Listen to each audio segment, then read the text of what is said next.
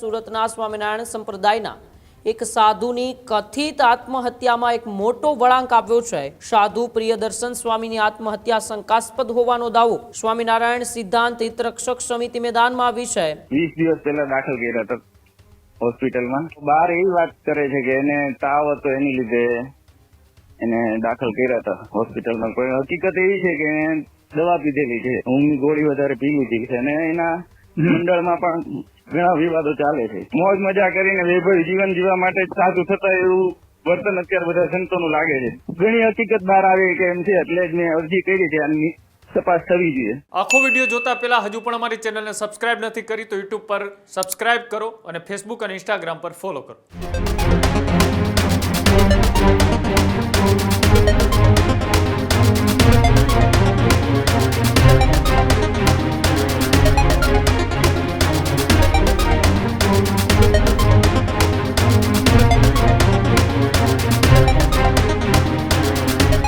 સુરતના સ્વામિનારાયણ સંપ્રદાયના એક સાધુની કથિત આત્મહત્યામાં એક મોટો વળાંક આવ્યો છે। સાધુ પ્રિયદર્શન સ્વામીની આત્મહત્યા શંકાસ્પદ હોવાનો દાવો સ્વામિનારાયણ સિદ્ધાંત હિતરક્ષક સમિતિ મેદાનમાં આવી છે। સુરતના લસકાણા પોલીસ મથકે હિતરક્ષક સમિતિની અરજી જોવા મળી છે। સાધુ પ્રિયદર્શન સ્વામીના કોલ ડિટેલ, ચેટ અને સીસીટીવી ચકાસવાની માંગ કરવામાં આવી છે, તો મૃતકનું પોસ્ટમોર્ટમ કરવાની પણ અરજીમાં માંગ કરાઈ છે। મંદિરના તમામ ટ્રસ્ટી, સંતો અને સેવકોના નિવેદન લેવા પણ માંગ કરાઈ। કોઈ સંભવિત દબાણ, ધાક ધમકી કે બ્લેકમેલિંગની તપાસની પણ માંગ, મામલાની નિષ્પક્ષ અને પારદર્શક તપાસ કરવાની અરજીમાં માંગ કરવામાં આવી છે।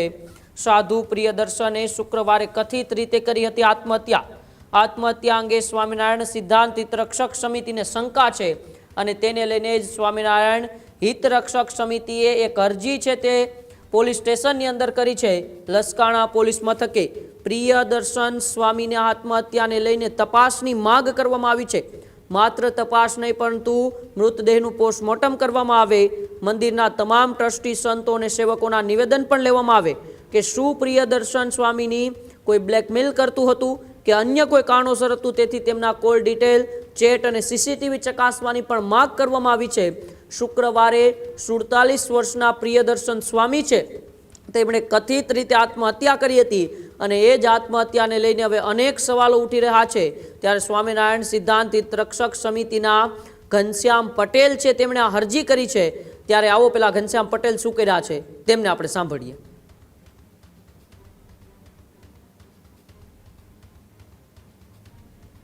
સુરતની અંદર એક સ્વામિનારાયણ સંપ્રદાયના એક સ્વામીએ તેમનું અવસાન થયું છે। કયા કારણોસર તેમનું અવસાન થયું છે ને જેના કારણે અત્યારે સવાલો ઉઠી રહ્યા છે। જો કે આ તમામ સવાલોની વચ્ચે સ્વામિનારાયણ સિદ્ધાંત હિતરક્ષક સમિતિએ લસકાણા પોલીસ સ્ટેશનમાં એક અરજી કરી છે। અરજી કરનાર ઘનશ્યામભાઈ પટેલ આપણી સાથે ફોન લાઈન ઉપર છે। ઘનશ્યામભાઈ, સ્વામિનારાયણ સંપ્રદાયના એક સાધુ પ્રિયદર્શન સ્વામી કે જેઓએ 15/5/2026 રોજ શંકાસ્પદ હાલતની અંદર તેમનો એક મૃતદેહ મળી આવ્યો છે, શું તમને શંકા લાગી અને કેમ તમે પોલીસની અંદર એક અરજી કરી છે આખી આ ઘટના મામલે? આ મામલામાં એવું છે, મને જાણવા મળ્યું કે એને 20 દિવસ પહેલા દાખલ કર્યા હતા હોસ્પિટલમાં। તો બહાર એવી વાત કરે છે કે એને તાવ હતો એની લીધે એને દાખલ કર્યા હતા હોસ્પિટલમાં। કોઈ હકીકત એવી છે કે દવા પીધેલી છે, ઊંઘની ગોળી વધારે પી લીધી, એના કારણે એનું આ મૃત્યુ થયું છે। તો બહાર જે વાત ખોટી ફેલાવે છે એના કારણે મને શંકા વધારે ઉઠી કે કેમ આવી રીતે વાત કરી છે। આપણે બધી જગ્યાએથી જાણ્યું તો દવા પીધેલી છે એને, એટલે વધારે શંકા છે અને એના મંડળમાં પણ ઘણા વિવાદો ચાલે છે, એના કારણે આ હોય શકે ને ઘણી કઈ હકીકત જાણતા હોય એ બધી બાબતને લઈને શંકા ઉપજી ગઈ મને, એટલે મેં તપાસ માટે। હા, બોલો બોલો। સાધુ સંતો જે હોય એ એમના જીવનની અંદર તમામ વસ્તુનો ત્યાગ કર્યા બાદ એ સંત બનતા હોય છે। સાચી વાત। કેમ આ પ્રકારની ઘટના વારંવાર? કેમ કે 2 દિવસ પહેલા જ વલસાડ ખાતેના મંદિરના એક સંતે પણ પોતાનું જીવન ટૂંકાવ્યું, આત્મહત્યા તેમણે કરી। હા, બરાબર છે। એ જ સવાલ છે, અત્યારે સંતોના જીવન વૈભવી જીવન જીવવા મળ્યા છે બધા, કઈ ત્યાગ વેરાગ કોઈ વસ્તુનો રહ્યો નથી। ફક્ત એને મોજ મજા કરીને વૈભવી જીવન જીવવા માટે સાધુ થતા એવું વર્તન અત્યારે બધા સંતોનું લાગે છે જોતા આપણને. હા. એટલે આ બધું વધી જાય મોજ શોખ જીવનમાં, એટલે આ બધું થવાનું જ છે. એટલે એની પર અત્યારે કોઈ કંટ્રોલ નથી ને બધા સ્વતંત્ર રીતે જીવે છે, એનું કારણ આ અત્યારે આ દેખાય છે આપણને. અચ્છા, તમે એક અરજી કરી છે, અરજીની અંદર એક વસ્તુનો તમે ઉલ્લેખ કર્યો છે કે આ કેસમાં સંપૂર્ણ તપાસ થવી જોઈએ, મોબાઈલ ડિટેલ, મેસેજ અને સીસીટીવી ફૂટેજ અને મંદિરના તમામ સંતોના નિવેદનો નોંધવા જોઈએ. તમને શું શંકા લાગી રહી છે? કયા કારણોસર તમે જેમ કહ્યું આરોપ લગાવ્યા કે ઊંઘની ગોળીઓ વધારે પડતી લઈ લીધી છે તેના કારણે આ ઘટના બની છે, તમને શું શંકા થઈ રહી છે?